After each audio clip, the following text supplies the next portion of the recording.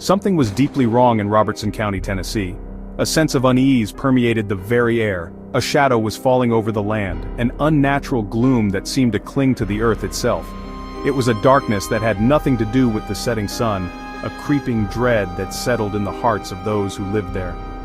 The year was 1817, a time when the line between the known and the unknown felt thin and fragile, and the Bell family, living in their isolated farmhouse, was about to face a terror, a supernatural ordeal, that would etch itself into the annals of American legend. John Bell, a respected farmer, a pillar of his community, and a devout church elder, had worked tirelessly to build a peaceful and prosperous life for his family on the rugged Tennessee frontier. He sought only tranquility and the fruits of his labor, but unbeknownst to them, a malevolent force, ancient and wicked, had chosen them as its target. It crept in slowly, insidiously. First as a subtle chill in the air, a drop in temperature that defied explanation, then as a growing, unsettling sense of being watched, a feeling of unseen eyes upon them. The Bell home, once a sanctuary of warmth and love, a place of refuge from the harsh wilderness, would soon become a prison, a place of torment from which there seemed to be no escape. The entity that would come to be known throughout history as the Bell Witch was not just a mere ghost, a fleeting apparition. It was a cunning, intelligent, and relentlessly cruel tormentor, capable of both physical and psychological attacks. The haunting began quietly, almost imperceptibly, slowly poisoning their reality with a pervasive sense of dread, a feeling that something terrible was about to happen. Soon the Bell family would be pushed to the very brink of sanity, their lives irrevocably shattered by a malevolent force that mocked, tormented, and ultimately refused to leave them in peace. This was not just a simple folktale, a campfire story to frighten children. It would become one of America's most terrifying and extensively well-documented hauntings, a case that continues to baffle and terrify researchers to this day. The darkness had settled in over the Bell farm, a darkness both literal and metaphorical, and the Bell Witch's grim and terrifying work was only just beginning, its reign of terror about to unfold. The wilds of northern Tennessee were beautiful, a tapestry of green hills and dense forests stretching as far as the eye could see. It was a land of stark contrasts, where the beauty of nature intertwined with a sense of isolation, but isolating. The nearest town was miles away and neighbors were few and far between.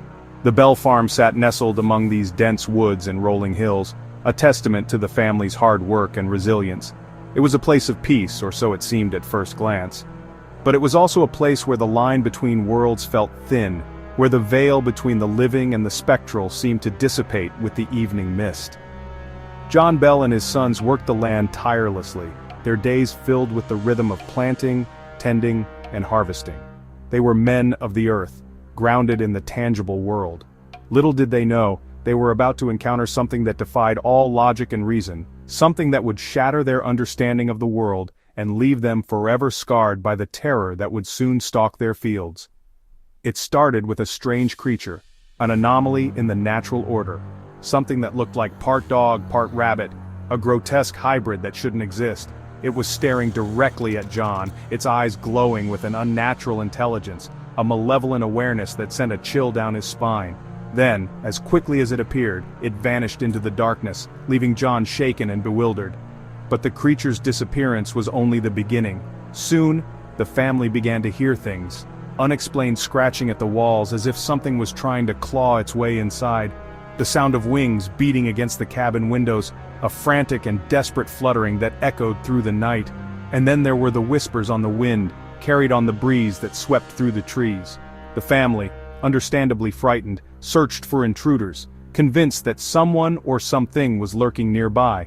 They scoured the property, their lanterns casting long, dancing shadows, but found nothing to explain the unsettling events. As the days turned into weeks, the noises grew bolder, more insistent. They heard furniture being dragged across the floors in empty rooms, heavy objects shifting and scraping in the dead of night.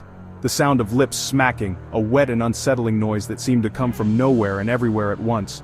Choking sounds, as if someone or something was struggling to breathe, gasping for air in the darkness.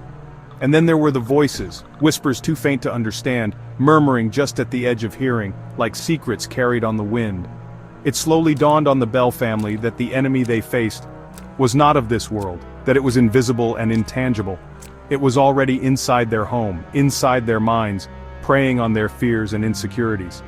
Fear took root in their hearts, and the land they had once loved, the land that had sustained them for so long, became a source of dread, a constant reminder of the unseen presence that haunted their every waking moment.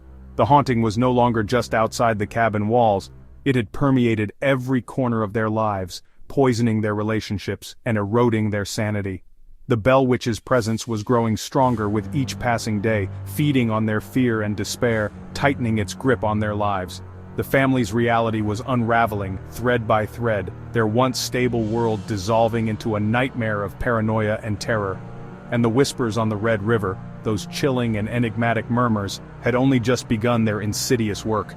The seeds of terror had been sown deep within the Bell family, and the harvest would be one of unimaginable suffering. The haunting moved inside, turning the Bell cabin into a nightly battleground. The children's blankets were ripped away by invisible hands, leaving them shivering in terror. Betsy Bell became the main target, slapped, pinched, her hair pulled, and left with bruises no one could explain. The family searched for answers, but found only fear. The whispers became a voice, sometimes singing, sometimes quoting scripture, always mocking. The entity claimed to be the spirit of Kate Batts, a neighbor with a grudge, but its true nature was far more sinister. It knew their secrets, their thoughts, and seemed to be everywhere at once. The Bell Witch had a name, and its reign of terror was just beginning. The family's nightmare was now a living, breathing presence in their home. The witch, now calling itself Kate, escalated its attacks. Betsy's torment became public. Convulsions, bruises, and mocking laughter witnessed by visitors. John Bell became the witch's main target, suffering mysterious illnesses and relentless verbal abuse. The witch claimed responsibility for his pain, tormenting him from within. Stones rained on the cabin, objects moved at will, and the witch revealed secrets from miles away. Crowds gathered, hoping to witness or debunk the haunting, but most left shaken and convinced. The Bell home was no longer a refuge, but a house of horrors. The witch's goal was clear: to destroy the Bell family, body and soul. News of the Bell Witch spread quickly, drawing neighbors and strangers alike. Skeptics became believers after witnessing the witch's power, blankets ripped away, voices revealing secrets, and objects moving on their own. The witch relished the attention, performing for crowds and terrifying all who challenged it. Fear spread beyond the Bell farm, travelers heard whispers, and locals avoided the area after dark. The haunting became a public crisis, with the entire community living in its shadow. No one could debunk the witch, and even self-proclaimed experts fled in terror. The Bell Witch was now a force that dominated the region. The legend was no longer just a family's nightmare, it was everyone's. The legend reached General Andrew Jackson, who arrived with his men to investigate. Their wagon mysteriously stopped near the Bell property, only moving after a disembodied voice mocked them. That night, Jackson's men faced the witch's wrath. Pins, slaps, and terrifying voices. The self-proclaimed witch lair was driven out in terror, and the rest of the men were tormented all night. By morning, even Jackson had enough, declaring he'd rather fight the British than the Bell Witch. The witch had faced down one of America's toughest heroes, and won. Jackson's visit cemented the haunting's place in history. The Bell Witch was now a legend with presidential credibility. The terror at the Bell farm was undeniable. The witch's power was unmatched. The witch's vendetta was clear, a dark and twisted desire for retribution that consumed her very essence. Her malevolent intent was to torment John Bell to death, to inflict unimaginable suffering upon him and his family, and with equal cruelty to utterly destroy Betsy's happiness, shattering her dreams and leaving her in despair. Betsy, succumbing to the relentless supernatural pressure, made the heartbreaking decision to break off her engagement, a sacrifice born of fear and desperation. The witch, reveling in its cruel machinations, celebrated its victory with sinister glee, its dark presence growing stronger with each act of torment. John Bell's mysterious illness worsened day by day, his body weakening under the relentless assault of the unseen force. Then came the final, fatal blow. A final dose administered from a strange vial, its contents unknown but undoubtedly laced with dark magic. And with that final dose, he died. The witch, emboldened by its success, audaciously claimed responsibility for John's demise, its voice echoing through the house. It reveled in fulfilling its dark promise. a sinister vow etched in the annals of the Bell family history. After his death, an eerie silence fell upon the Bell home. The intense haunting gradually faded, leaving behind a lingering sense of dread. But the witch, in its infinite malice, vowed to return, its promise a chilling echo in the stillness. In 1828, true to its word, it came back briefly, a fleeting reminder of its enduring power. Before receding once more, it promised to return again in 107 years, a chilling prophecy that hung heavy in the air. Over time, the Bell Witch legend became a cornerstone of Southern folklore, a terrifying tale passed down through generations. To this day, the Bell Witch Cave remains a site of reported phenomena, a place where the veil between worlds seems thin, whispers of mysterious voices, fleeting shadows that dance in the periphery, and an eerie, unsettling sense of being watched by something unseen, something malevolent. The story endures as a chilling reminder that some evils once unleashed never truly die, their influence lingering long after the events themselves.